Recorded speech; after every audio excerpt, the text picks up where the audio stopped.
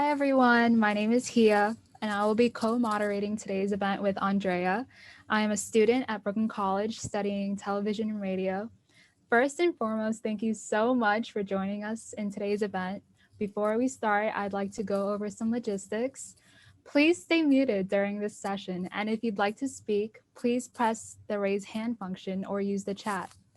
We encourage asking questions, so definitely leave them in the chat or keep your hands raised for us so we know you have a question. Remember, this is a safe space for everyone here, so no judgment, ask any questions. We appreciate any sort of feedback during the session. You could use the chat or consistently use reaction functions to keep the event interactive. Your reaction and feedback energizes us. Thank you so much for listening, and I'll pass it on to my co-moderator, Andrea. Hey everyone. So thank you for the introduction, Haya. So I want to introduce to you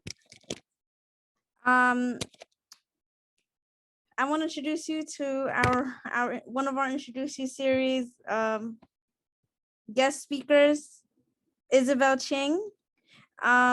She was actually an alum from CUNY, Hunter College, and she's actually an executive director of Hamilton Madison House, which is a settlement house that provides safe homes for New Yorkers.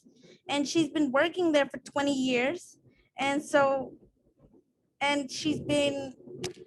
she lived in upstate New York City, and then she moved here to Bay Ridge. And now I'm gonna give it to Isabel. So Isabel, can you just tell us a little bit about yourself? Thank you. First of all, I want to start with thanking all of you for joining us today and for listening to my story, but also to the moderators. Thank you, Hia and Andrea, doing a great job. So, and a little bit of the introduction. So that was a really lovely introduction. I was just to give you, a little short, brief history about myself. A little bit. I was born in South America, Bogota, Colombia. Came to this country very young, about 1 year old, to New York. And my immigration story started with my parents, who are originally from China, who had to leave China because of the Communist Revolution, went to Hong Kong, lived there for a few years. And my father, he learned a trade, and it was called tool and die. And that's where, those who don't know what that is, it's a profession where you do molds, you create molds. So if you want a bottle like this, he will create the mold. And then the companies will mass produce this. So he went to Bogota, Colombia, because they were looking for a person with tool and die profession, and lived there for about 5 to 7 years and applied for a job in upstate New York. And that's how I wind up in upstate New York. My parents working there. And that was due to coming to this country because he had a profession, and that was working in this company. So the company sponsored my family to this country. And from there, we moved to Brooklyn, one of the best borough. Yay! Okay, I love Brooklyn. So born, bred, raised my family, still live there. And I think it's the most, New York City is one of the best diverse communities to live in and to learn about our other cultures. So this is where I am. I've come to, let's just say, went to public schools and wind up applying to Hunter because I wanted to come out to the city, get an opportunity. In those days to get on a train was, for a young kid to work out here. And I'll tell you, I was part of the Summer Youth Employment Program. I'm not sure if some of you know what that is. SYP. At 15 years old, I came to work in Manhattan as a youth counselor in the YMCA summer camp programs. Wanted to make my way in working, and from there, I've always had an affinity to work in the community and to be working in grassroots community. So that kind of led my journey to where I am today. So one of the most important thing is I realized very young that you had to not only finish high school, but go to college, and then get my degree. And I've even furthered that and did my master's degree at the Hunter School of Social Work and got my master's, but not immediately after college. It took me a few years. I wanted to work before I, kind of wanted to experience this is what I wanted to do. So that's, and I can tell you a little bit more about the my road to Hamilton Madison House in a little bit, but I want to pause to see if any, I know there's another speaker. I want to pause and maybe, I'm not sure how, to give you some room if you had any questions, or let the give it back to the moderators. You can continue, Isabel. Okay, thank you. Okay, so put myself on mute. Okay, so so I decided to go to Hunter as Andrea and he had said, and I did my 4 years, but actually it took me a little longer than 4 years. Again, when you're working in your home, there's a lot of things that you're involved, family situations, working, because that was the reason why I stayed in going in Brooklyn, was because I still wanted to work and yet gain my academic, do my career in school, do my schoolwork, and then gain some work experience. And basically, after a few years of working in Sunset Park, Brooklyn, I worked for another nonprofit and worked with a new growing immigrant community. And that is now a very large, what they call the third Chinatown of New York City. Worked there for at least 5 years. And then after that, I had an opportunity. Hamilton Madison House is where I am at this moment. They were looking to hire for an assistant director, and I applied. And at that time, it was just kind of in sync, because I just got accepted to the School of Social Work. And I figured if I lived in Brooklyn and I worked in Brooklyn, my tendency to go to school was not going to be really high. So I forced myself to get a job in Manhattan so that en route, I would also be going to school and also working at the same time. So that was really something that helped me, led me to doing the things that I had to accomplish. Proximity, being where you are. And so I went to school of social work while I was working as the assistant director at a senior center at Hamilton Madison House. I worked there for about 2 years before I was promoted to be a director of a senior center. I'm not sure if many of you know that some very quick facts about senior centers in New York City. Most are funded by the New York City Department for the Aging, meaning, the nonprofit has to apply for the grant. And we've been running this program since 1991. And there's about 250 senior centers in New York City. And these senior centers serve people, older adults, that are 60 and above. I found my passion somehow working with seniors. I love working with them. I found that one difference with when you're working with children and kids is that they they actually have a real long history, and they like to share their stories. So I think that was one of the things I love listening to, their stories, and they have such wisdom. And the most important thing, you have to respect them.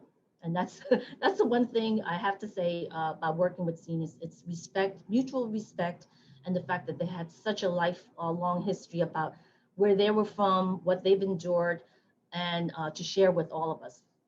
So just to fast track, doing this work, graduated from the School of Social Work, became the assistant executive director to oversee more than just one senior center. I started my portfolio started to evolve to more programs. So meaning it's not just senior centers. I was also overseeing NORCs, which is NORC, which is naturally occurring retirement communities in the neighborhood. And we are also doing many, many caregiver program. So in about six years, the agency was going through some transition. The executive director was leaving, and I was afforded the opportunity after about, I would say, 15 years of work here. They saw that this was they wanted to Let me just say that the community was changing. If you don't know where Hamilton Madison House is based, we're in Lower Manhattan, in part of Lower East Side and Chinatown. And part of nonprofits and settlement houses, we are serving people who live in the community. So you couldn't take Hamilton Madison House and just plop us anywhere. We are very embedded in our communities. So a lot of it is not just a job. We think it's a mission to work and serve our communities. So 6 years ago, I was afforded the opportunity to be the executive director. I am the first woman, and not only women, but Asian person to lead this agency. And it's been a tough road, but I have to say, like for every position, every journey, going to school, doing your master's, doing a new job, doing a new position, you just have to forge forward, do your best. You make your decisions every time. And I have a great team, so it's not myself. I have a great team at the agency, but also I had a lot of mentors who helped me through it to work out some of the questions I had, the doubts sometimes I've had, and also support. You'll be amazed that a lot of people see you in a different light when you ask them, and you'll realize that they're there to make sure you succeed. And I think that's one of my jobs here, is to make sure I make sure not only the agency succeeds, but the people who work here and the community succeeds. So that's really my mission and core in doing this job.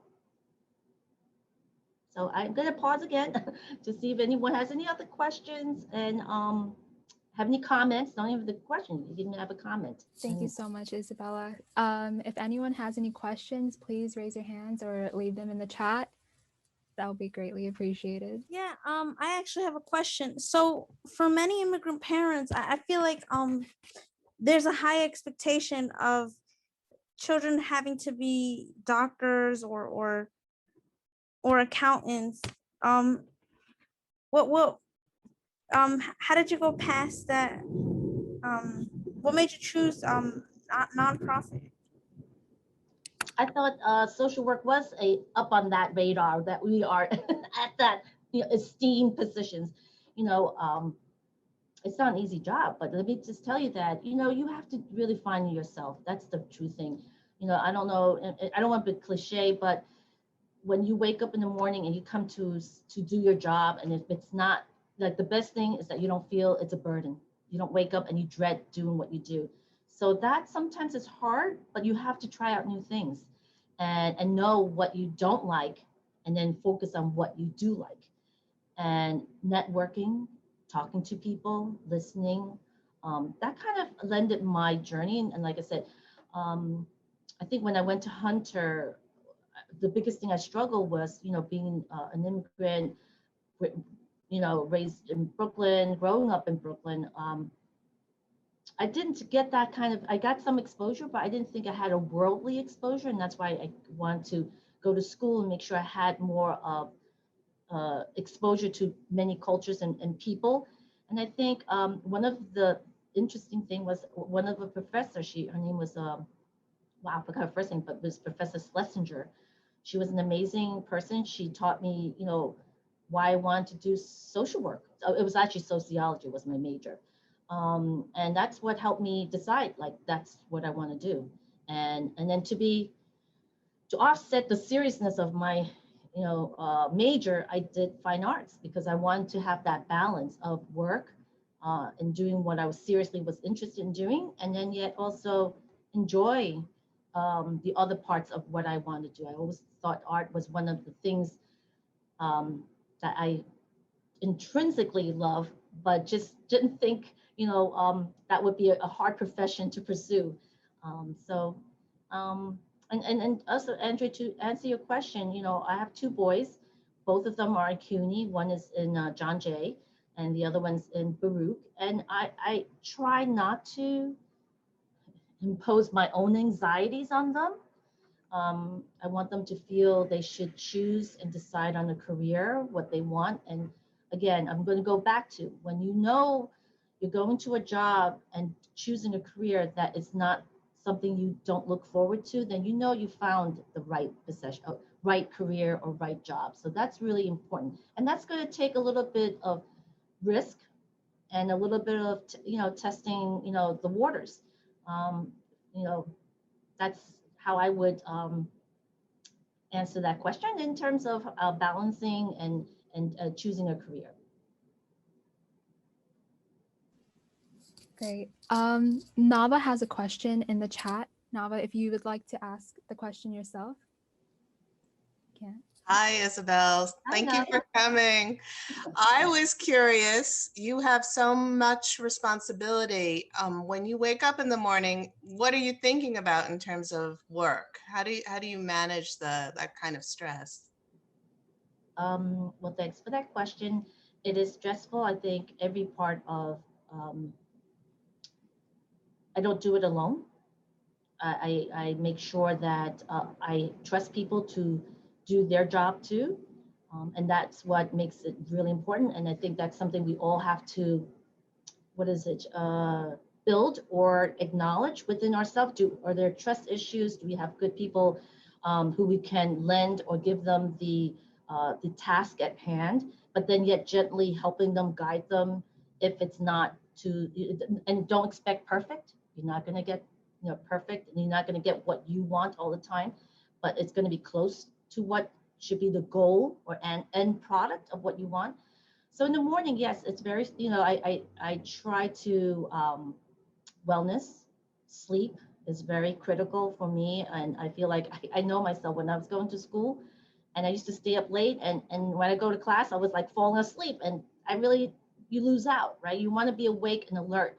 And for me to be awake and alert, that means I'm giving my 100% or even my 90%, whatever that is, to the staff, and making sure I'm taking care of myself and also taking care of my responsibility at my job. So it's all about a mutual respect of giving my time and my commitment to the community. But most importantly, I think it's wellness. I think COVID, you guys all know, it's stressful to you, your families, the community.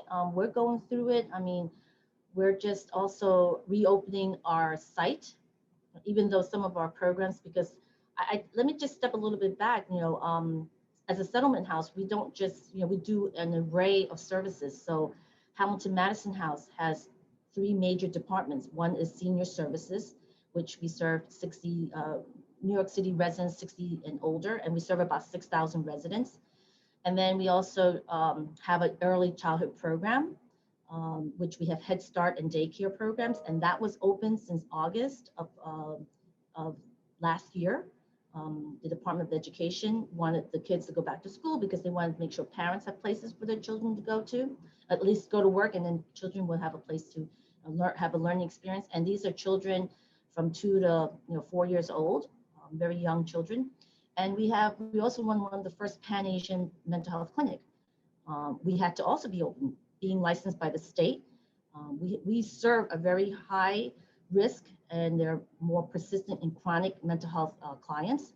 So it's been very difficult for the whole community, and anti-Asian hate crime has been one of the things that we also were very concerned.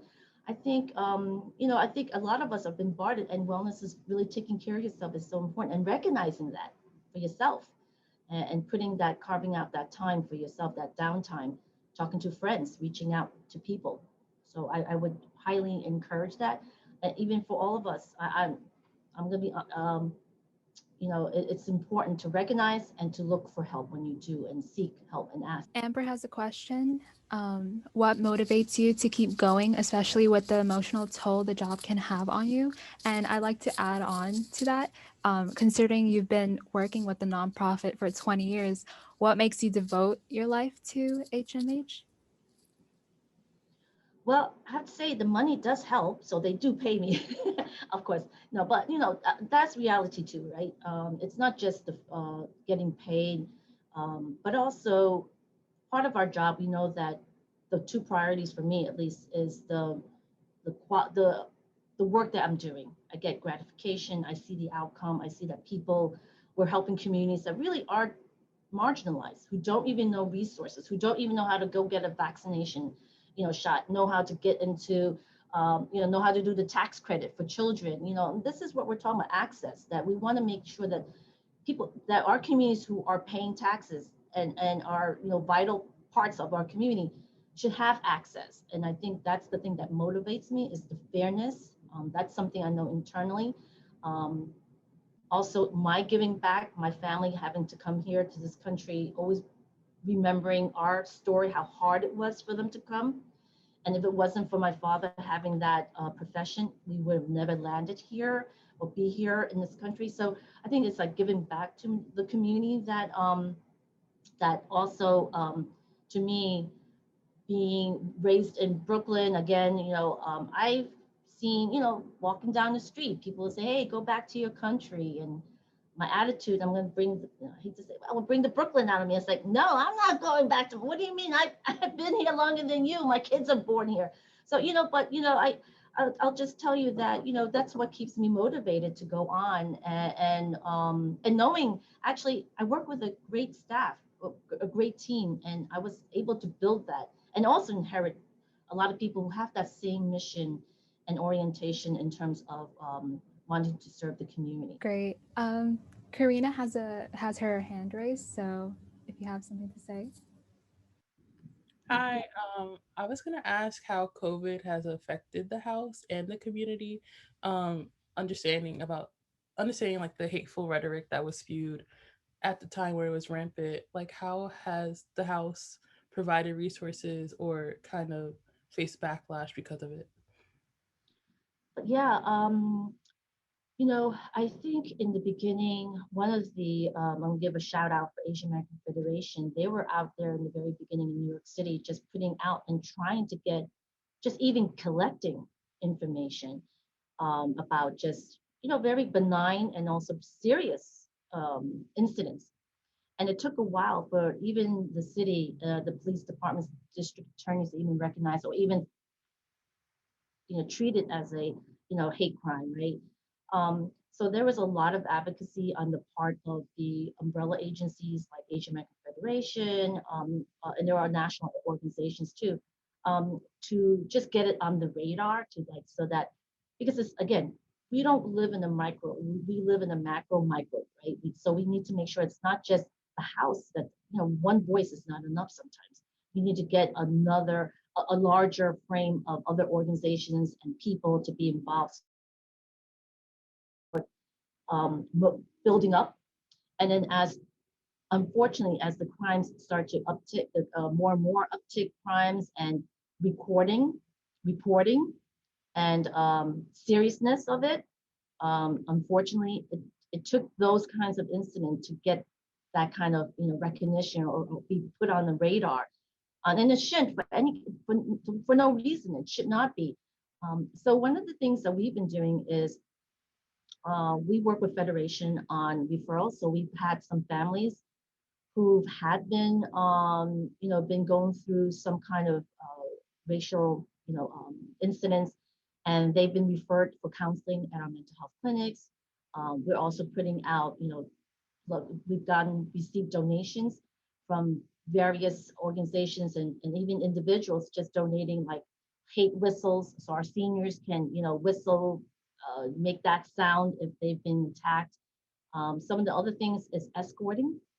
We found that, if we escort someone, if they were going someplace and they felt a little bit isolated and that's preventing them from coming out, we try to escort them to either grocery store or to, a local senior center, which some of you may not know that our senior centers are opening up this July, and it's been closed for over a year. And when I see senior centers, a lot of our seniors who are very active, had not had a place to go to for over a year. And this is where they socialize. It's like when you guys go to school, you socialize, you meet friends, you network, you get information, you get a meal, and you do activities. So a lot of our seniors have had not that opportunity. And as you see that there was a lot of uptick, particularly for seniors who are being attacked because they're the most vulnerable. So we're trying to, provide that safe, time, picking a time for them to travel, and if they have any concerns. So those are some of the things in terms of, helping people feel a little bit safe in their communities. And COVID, yeah, I'll tell you, we were one of the first pop-up sites for offering vaccinations in early March. And can you imagine where we are July? And, in a few months, most people have been vaccinated. And one of our biggest push was we had 400 shots, and we were working over the weekend, making sure we reached out to the most vulnerable, our seniors, saying, hey, if you need vaccination, please come, and we're going to hold a spot for you. So those are and we're still continuing to do that, just so that you know. But it's just now we're trying to work with getting the vaccinations on the site, at the homes, at our centers, so that way people who feel a little bit have a little hesitancy or cannot get access to it, we're trying to make it convenient or for them to get those vaccinations. Thank you so much. There's definitely a lot of pressure in the position you are. Are there any least rewarding part of your work? Is there anything like least rewarding? Yeah. The least reward, like the one of, it's hard to supervise. That's one of the things. It's very hard to supervise because everyone comes, from experience. It's like my own experience. And you try to be in someone else's shoes sometimes, not to jump so quickly and assuming, I think that's a very important thing, not to assume where people are. And I think listening, one of the skills, I think a lot of us, we tend to talk a little bit more, maybe because we're nervous. This is very hard, difficult situation when you have to tell someone, listen, you've been coming in late for the last, month, and, listening to why they were coming in late. And then you can pivot your conversation, and then having that information, that understanding, or you can have the empathy or compassion, whatever that might be, but that will frame your next question. How, oh, okay, maybe we can work something out, that I didn't know someone in your family had COVID. And, and these are things I'm going to tell you, it's private information. It's we're as employers, we're not really, we can't, that's not our place to, deny people from working. But so you have to be very careful and making sure that we don't assume certain things. But I think that's one of the least. And the other thing is working and advocating with the city. It's one of the biggest hurdle year after year. It's the same story. We go back and we have to constantly ask for money. We're asking for a fair share. We are, as nonprofits, we are the security blanket, the safety net for the city.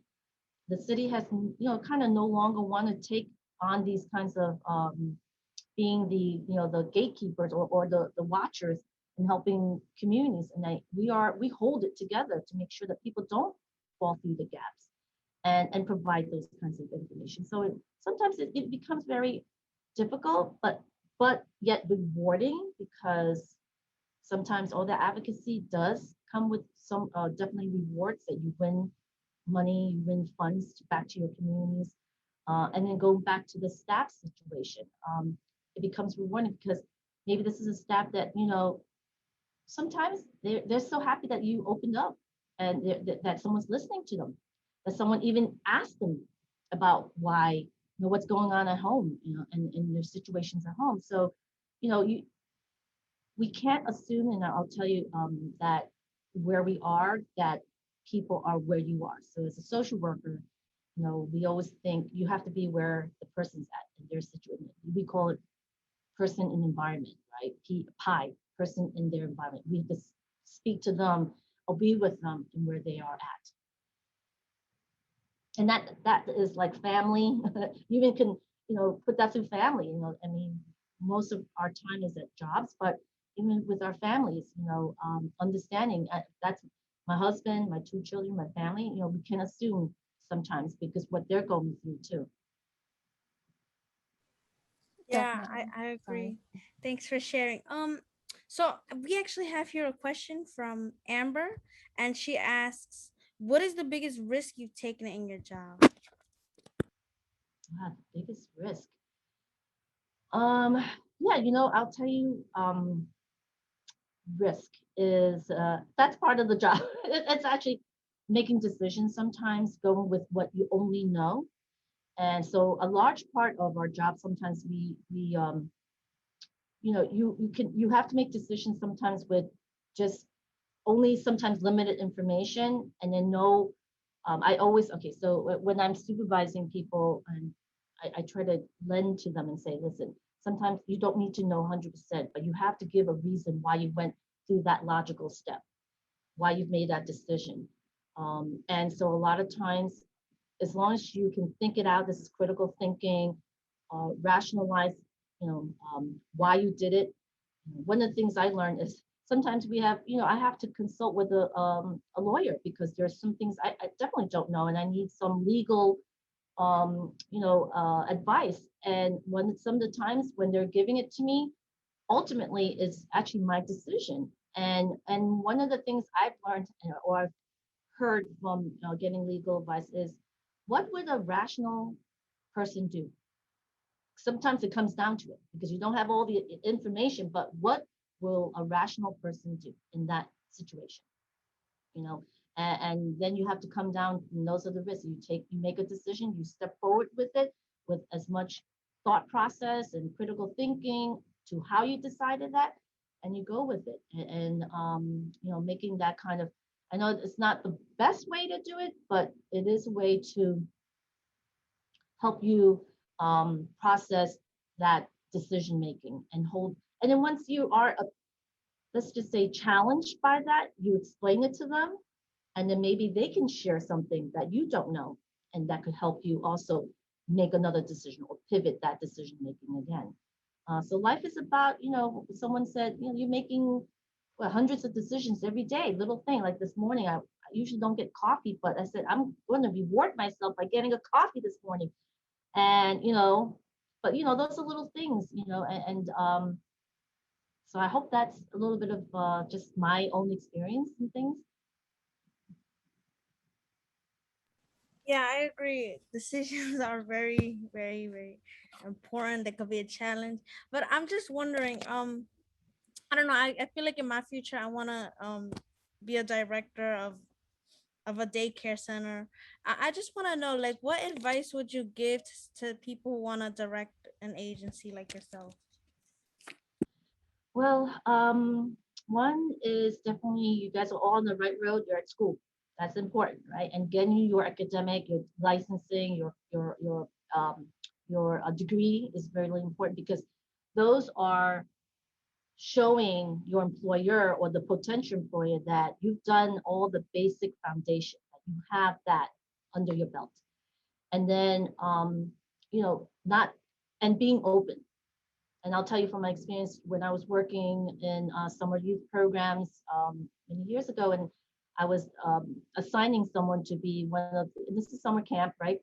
And I was telling her, can you watch, would you be able to be the lead teacher for kids that were 5 years old? And she was like, oh, I hate working with young children, and I hate it so much. And I said, but you seem to be, of all the resumes, you seem to have that credential that I want you, just try it out. Try it out for 3 weeks and then come back to me and we can discuss it. And after 3 weeks, it changed her life. It morphed. She decided, like, this is what I love, working with young children. So being flexible and being open about, sometimes about the age group. So you were talking about, working with children. So yeah, being and then also, making sure you sharpen your resume, making sure that their network. When you're looking for a job, tell everyone.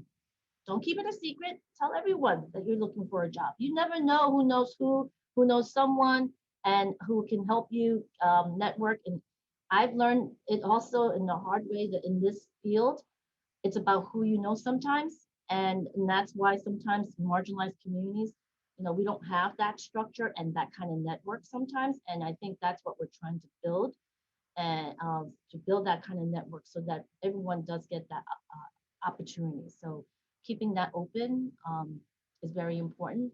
And going in with the job, trying it out, even though it may not be your best fit job, but starting from someplace and taking it, making it the best. Learn everything you can learn. That way, you know that the next job you take, it would be simpler, or it could be something you've already gained and earned and you already know, and that you can go in with that confidence about it. During your journey in social work, you must have gotten a lot of advice from everywhere.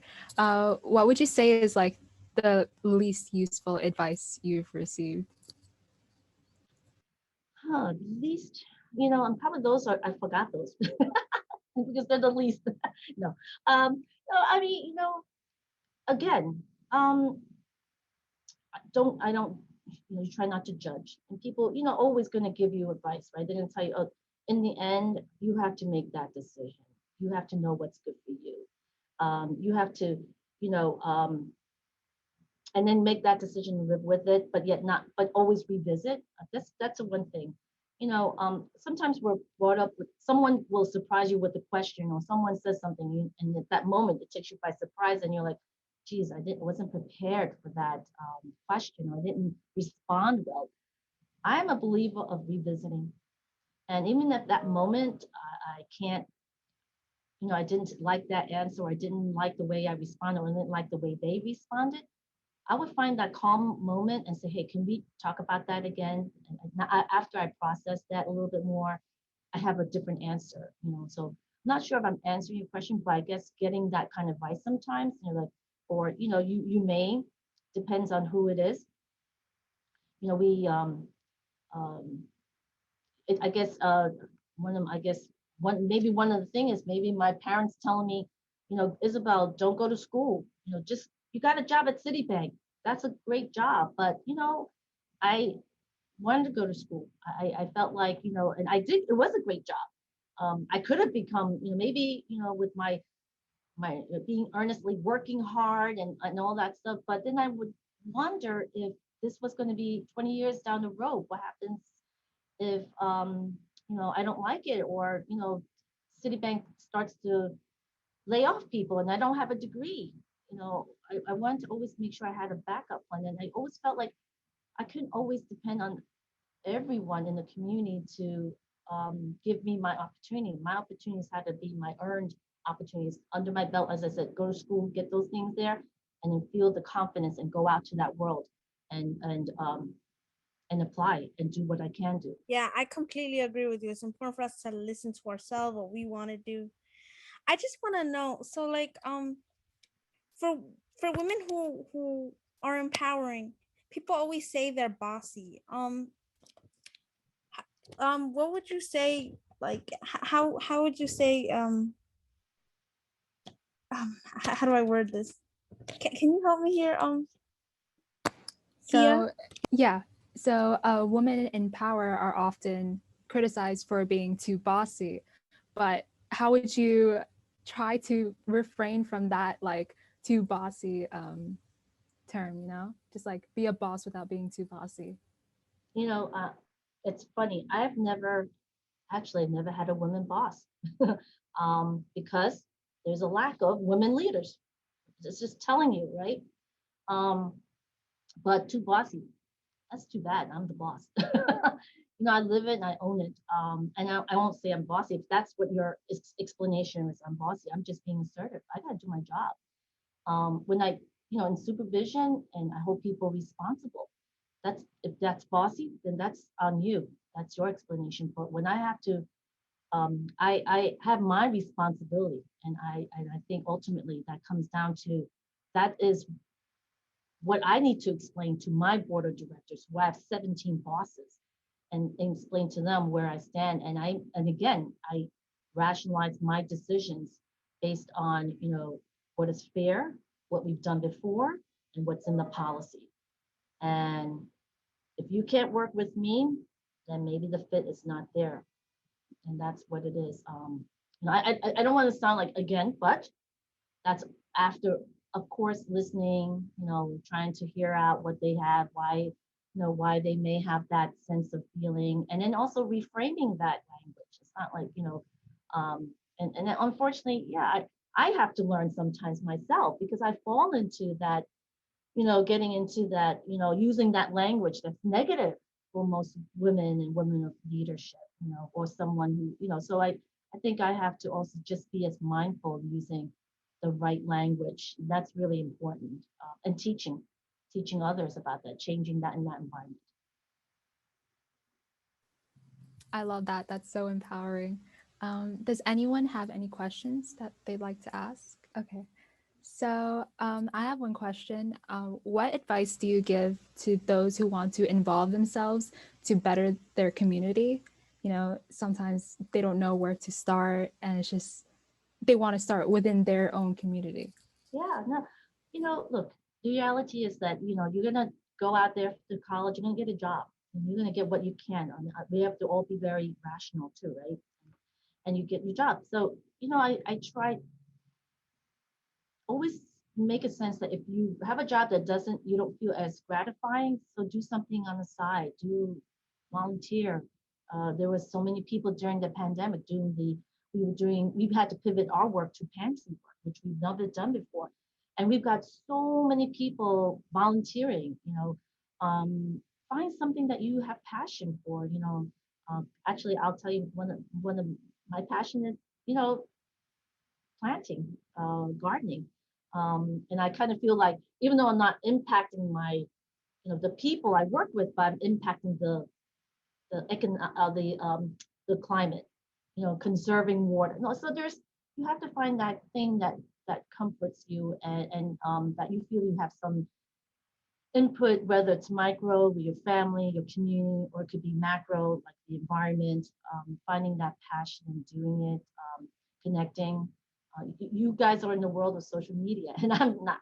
I'm like one of the persons who's not the best in it, but I'm trying to catch up.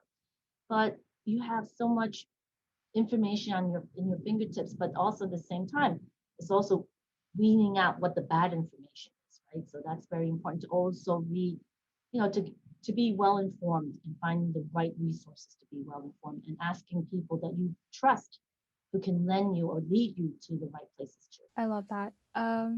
Nava has a question in the chat. Has the pandemic changed anything in the way you work or relate to your work? You know, I think one of the things about the pandemic is, so I'll set you an example. We have an executive team every Tuesday, and someone had brought up to my attention that one of the departments, the behavioral health department, would like to rethink about our plan to come in, because this month we're coming in once a week, next month is twice a week. And they said, well, we're thinking of not doing that. And I said, and I listened to what the reasoning, and again, it's always about listening, because maybe I didn't think about why they're so concerned.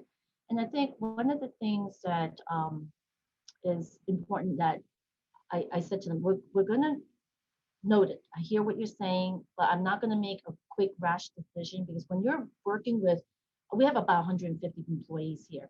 And so it's not like I'm telling, oh, hey, Susie, we're not going to come in next month. It's easy, right? And then I could change my mind. Hey, Susie, we changed our mind. So when we make decisions that really impact a larger number of people, and you can imagine government, so that's bigger, right? But I'm just talking about 150 employees. We have to make decisions really on the whole, and those decisions don't always come very easily and quickly, because we have to think, and particularly COVID has been changing so quickly. Sometimes we hear, oh, it's okay, then no, wear your mask. No, don't wear your mask. This is so much different information, right? So we have to be really mindful about listening to all the information and then making those decisions going forward with a team of people but you're also restricted. You have your team of people that you can talk to, but you have CDC that's telling you what to do. You have the city that's pressuring you about what your expectations of your units and your contracts. And you have, Department of Health telling you what to do. And so, and then your constituents who are saying, why don't you open that senior center? We're hungry, and, that's causing us to be depressed, so, you have to take all of those, information and try to, silence those the white noise, and really come down and critically thinking what's really important and what your mission of the job would be and what you need to do. Is it in the benefit? Sometimes it may not be, that's always a conflict of work and community and family. Is it the best to, yes, it's going to be hard for the staff, but our mission is to serve the community. And our HR, and my HR, director reminds me, people were hired to work on the premise, not to work from home, even though we pivoted with the understanding, but we also have to sometimes help people transition that and help them through that, so not easy, not easy.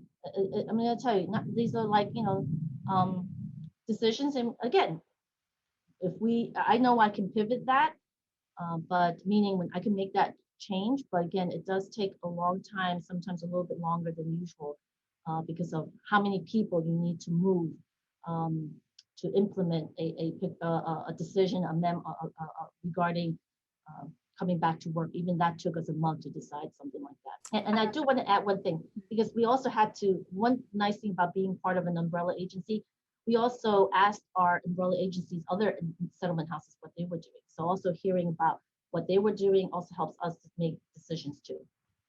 Sorry, Ian, you were going to say something.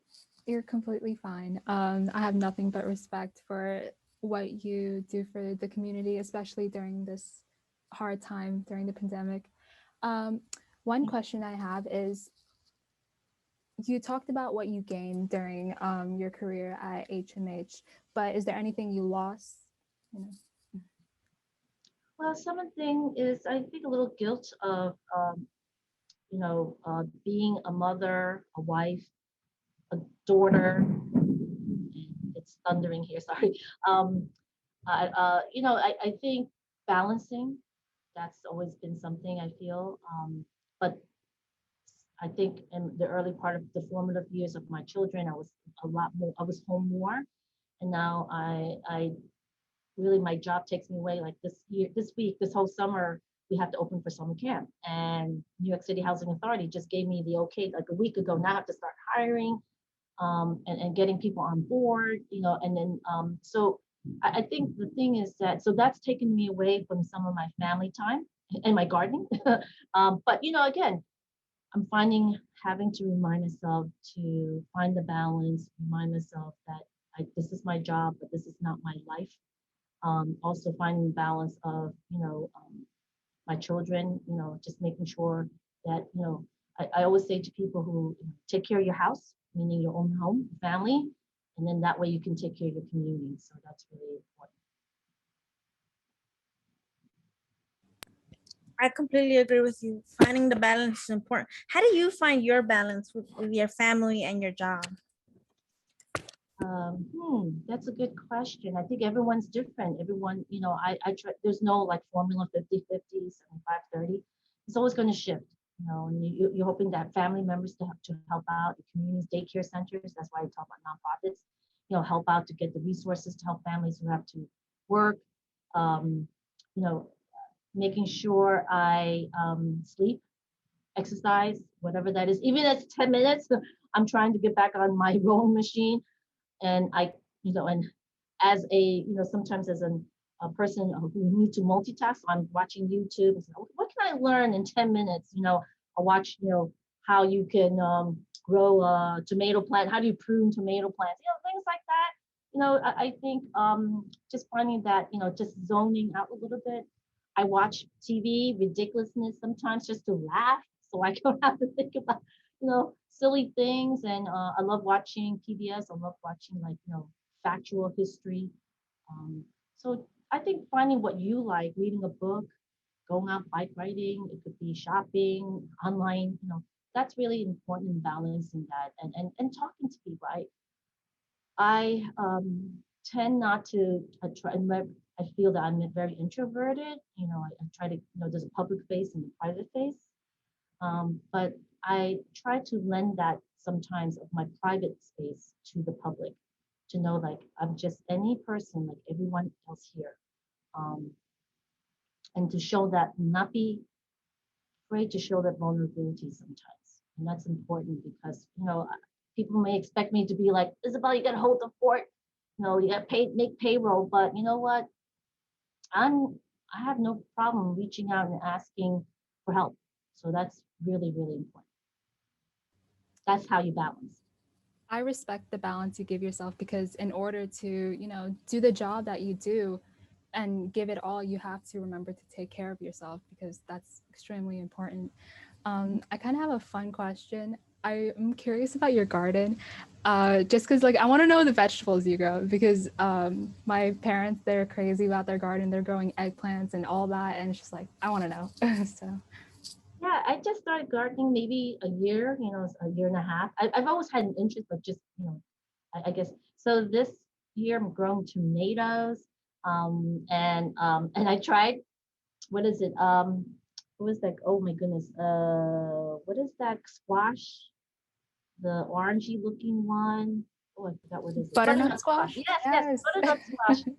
So I had a butternut squash last year. I took the pits out. I'm gonna test this. I'm gonna try, and I did, and it grew. My friend gave me some golden bitter melon, so that's why I was watching YouTube to see what do you grow in the spring, what do you grow in the summer. So I'm getting ready for the fall and winter. I grew a little bit of kale this year, carrots, and I just went to they're a nonprofit in Brooklyn, and you do a lot of community gardens, and they're on like Third Street and I don't know something Second Avenue, Third Avenue. And I went this weekend. He was giving like pay what you can. You could take what And so I took a whole bunch, like 8 pots of plants that I've never done. 8 plants. Like I'm gonna try that out. Little things of what is it? Marigolds. So don't forget when you're planting, you have to have, they call it crop attractions, where they take away, they don't eat your plants, but they go to the marigolds, so they're eating that instead. But that's where I am at this moment. I love that. Great. Thank you for sharing. I just want to thank you for your time. Here, do you have any words?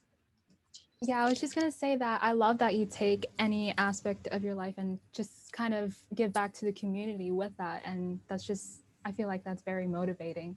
And yeah.